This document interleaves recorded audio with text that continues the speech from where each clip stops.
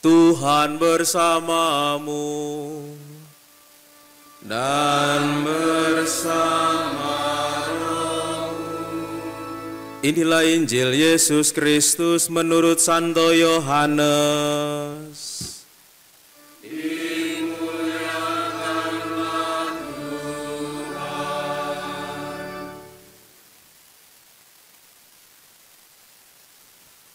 Ketika hari raya Paskah orang Yahudi sudah dekat, Yesus berangkat ke Yerusalem.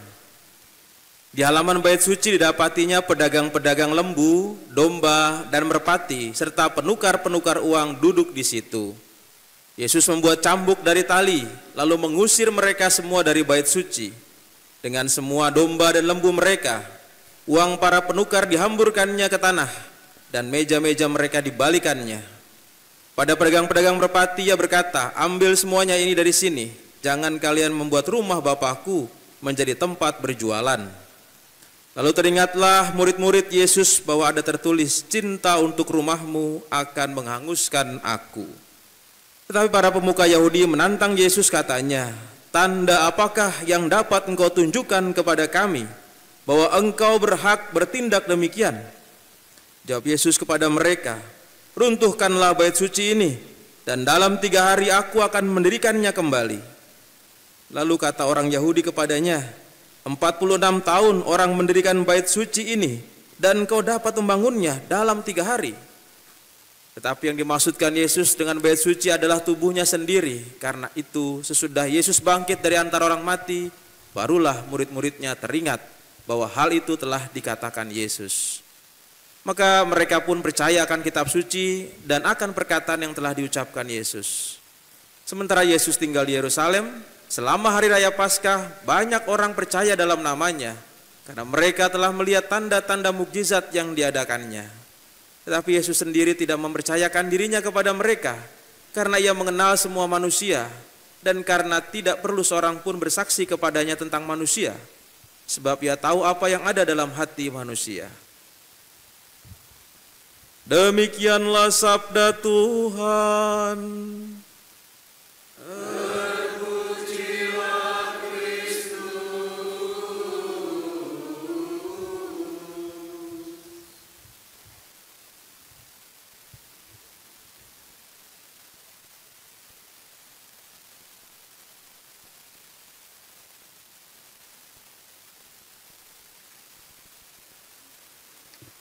Bapak, Ibu, saudara-saudari sekalian, selamat pagi. Menjelang Prapaskah ini, untuk menuju pada Paskah, pada Prapaskah yang ketiga, kita diajak untuk melihat bagaimana kurban Kristus yang disalib menjadi suatu pertanda, tanda akan Allah yang juga membebaskan umatnya. Saudara-saudari, maka kita mendengarkan suatu kisah yang disampaikan tadi, yaitu mengenai Yesus membersihkan bait suci, atau dikatakan Yesus mengusir para pedagang-pedagang lembu, domba, merpati, dan penukar-penukar uang. Saudara-saudari yang dikasih Tuhan, mungkin kita perlu memahami apa maksudnya dari tujuan para pedagang-pedagang itu untuk berdagang di depan bait Allah.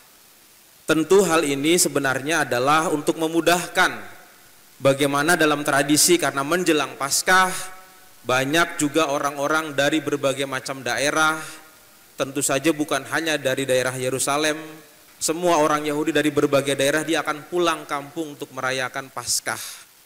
Di mana dalam kebiasaan Paskah itu ada banyak kurban-kurban yang harus dipersembahkan. Daripada mereka membawa dari rumah mereka masing-masing, dari negara mereka masing-masing, lebih mudah mereka itu nanti akan mendapati atau membeli kurban itu yang paling dekat, tidak perlu menyeret-nyeret jauh-jauh. Bukankah itu hal baik? Bukankah hal itu hal yang praktis dan sangat membantu? Dan penukar-penukar uang itu ada tujuannya adalah untuk menukarkan sebagai, ya tadi kalau kita ada di sini money changer-nya ya, untuk menukar berbagai macam mata uang, ditukar dan dibelikan juga kurban persembahan itu. Nah, kenapa juga dalam Paskah itu ada kurban persembahan? Nah, ini harus kita pahami Yang pertama kita sudah memahami tujuan dari pedagang-pedagang itu, dan yang kedua adalah kenapa harus ada korban-korban itu. Saudara-saudara yang dikasih Tuhan, tradisi Yahudi erat dengan korban. Korban-korban yang disajikan itu ada macam-macam berdasarkan tradisi. Dalam kitab Imamat dan kitab Kejadian itu banyak diatur. Ada yang namanya korban bakaran. Korban bakaran dalam Imamat bab 6 itu adalah simbol pengertian jemaat bahwa mereka seharusnya sudah binasa, maka korban bakaran sekaligus menjadi pernyataan syukur karena telah diperdamaikan kembali dengan Allah. Caranya dengan membawa ternak terbaik sebelum disembelih, tangan si pemilik harus diletakkan di atas kepala binatang itu. Itu baru korban bakaran. Ada yang namanya korban sajian. Korban sajian dalam Imamat bab 2, korban ini dipersembahkan setelah mendapatkan nafkah hidup. Jadi bukan korban sembelihan lagi, tapi ada buah-buahan yang dipersembahkan sebagai hasil dari yang telah dia mendapatkan pekerjaan itu. Misalnya adalah yang dikatakan di sini buah dan sebagainya, dan juga hasil panen. Lalu ada korban keselamatan, juga ada dalam Kejadian bab 31, yaitu korban yang berupa ternak tak bercela. Jadi ini kalau berbicara ternak tak bercela, jadi yang diberikan atau yang dipersembahkan itu adalah yang dipilih yang terbaik. Maka pedagang-pedagang tadi itu menyajikan banyak binatang, yang dipilih adalah yang terbaik. Dan harganya pasti mahal-mahal. Dan harganya tentu saja tidak murah. Dan korban ini nanti berurusan dengan dosa. Dan juga dibakar sebagai korban perdamaian untuk keselamatan. Disembelih, sebelum disembelih si pemilik juga harus meletakkan tangan di atas kepala binatang korban sebagai lambang keselamatan yang dianugerahkan. Setelah ada korban keselamatan, juga ada yang namanya korban penghapusan dosa. Ini melambangkan kesadaran manusia akan dosa dan bersedia mengaku, dan korban itu berbentuk lembu jantan yang disembelih dan dibakar di mezbah, dan namun hanya lemaknya saja dan isi perut, pinggang dan umbainya serta yang ada di dalam binatang itu, yang lainnya dibuang.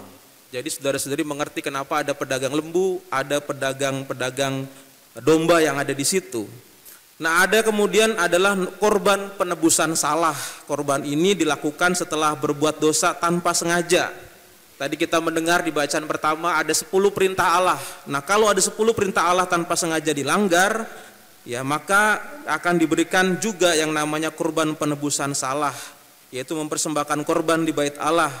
Korban dipersembahkan di atasnya yang dicatat lengkap dalam Imamat itu, dalam kitab Imamat, dan dipersembahkan korban yang terbaik. Jadi ada dosa, ada kesalahan, ada korban persembahan. Nah, Bapak Ibu saudara-saudara yang dikasih Tuhan, ada banyak macam-macam korban-korban yang harus dipersembahkan, apalagi menjelang Paskah hari raya itu. Maka kita melihat suatu hal yang wajar sebenarnya, bahwa para pedagang itu berkumpul untuk memudahkan dan juga untuk membantu terjadinya proses yang namanya tradisi itu, dibanding mereka membawanya dan menyeretnya dari rumah masing-masing. Dan tentu praktek ini sudah terjadi bertahun-tahun sebelum Yesus lahir.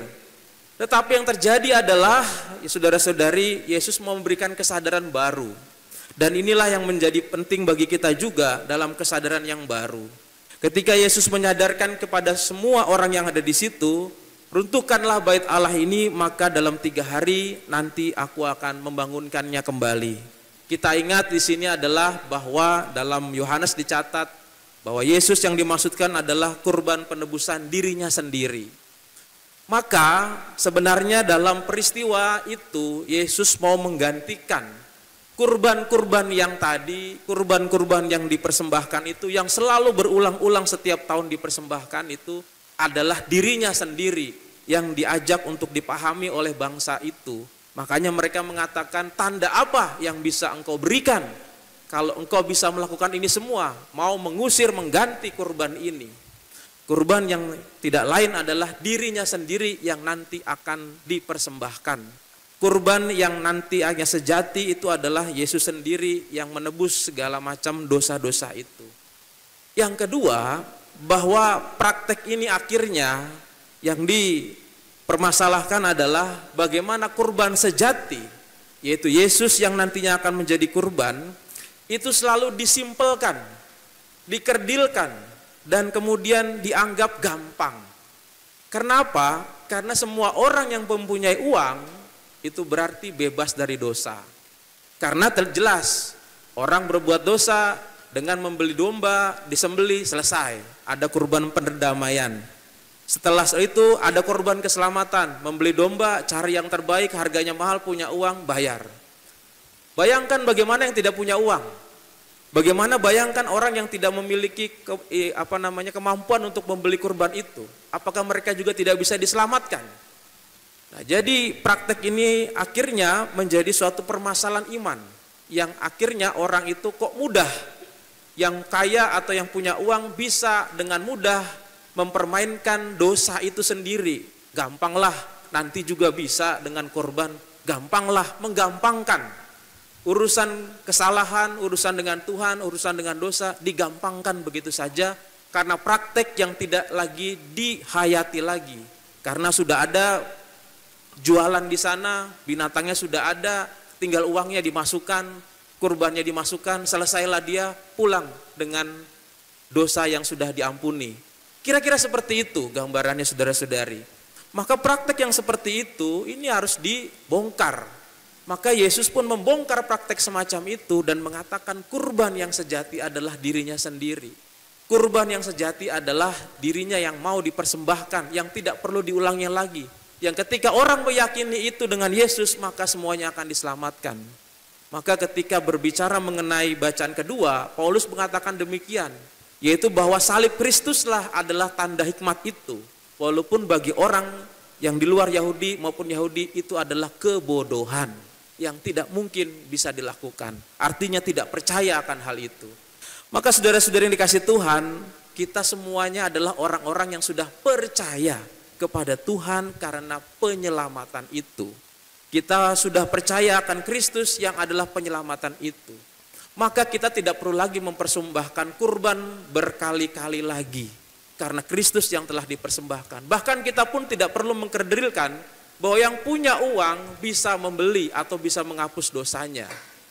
Tetapi saudara-saudari, yang menjadi renungan buat kita adalah bahwa pertobatan itu sungguh-sungguhkah akan menjadi seperti yang digambarkan dalam praktek ini yang mudah. Suatu penghapusan dosa dipersempit, lalu kemudian dimudahkan, dan kemudian digampangkan. Gampang, nanti tahun ini kan ada pengakuan dosa. Gampang. Tentu pengakuan dosa terlalu lebar dan terlalu banyak sekali dan terlalu diberikan kemurahan. Itu adalah kemurahan hati Allah dan hak manusia. Tetapi pada prakteknya jangan sampai kita akhirnya masuk pada praktek itu, menggampangkan, memudahkan begitu saja dan gampang orang melakukan kesalahan-kesalahan itu. Nah, saudara-saudara yang dikasih Tuhan, ada hal yang perlu menjadi catatan bagi kita, bahwa dalam praktek keselamatan ini adalah perkara yang tidak mudah. Ketika Allah itu yang Maha Kasih itu melihat adanya kejatuhan dosa, ketika dikatakan Adam dan Hawa semua diciptakan adalah untuk engkau. Jadi manusia diciptakan untuk bahagia dan gembira. Manusia diciptakan untuk keistimewaan, diberikan segalanya. Asal jangan makan buah pohon terlarang itu.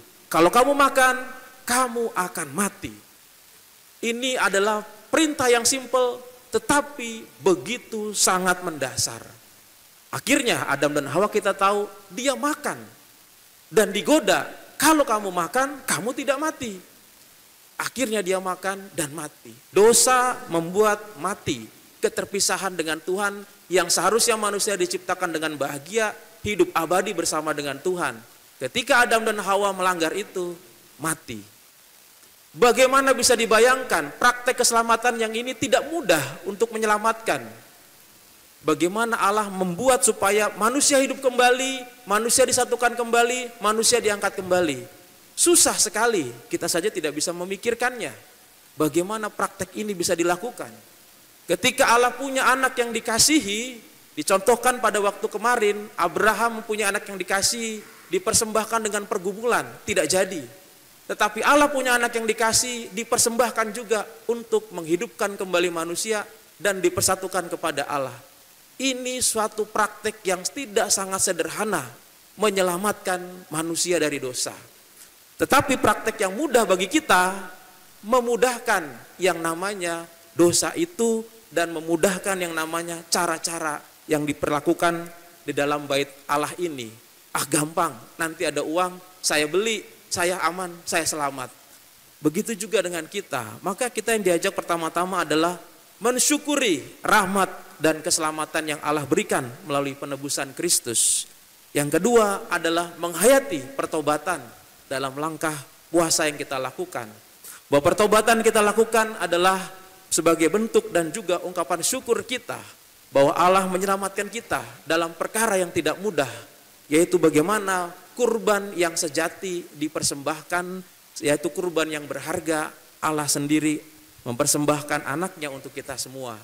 Dengan menghayati kerumitan itu, dengan menghayati kesusahan Allah melakukan hal itu, bagaimana mempersembahkan sesuatu yang berharga itu, maka kita pun diajak untuk menyadari bagaimana kita juga mau mempraktekkan ibadah-ibadah kita dengan penuh ungkapan syukur kepada Allah. Semoga Tuhan memberkati kita. Amin.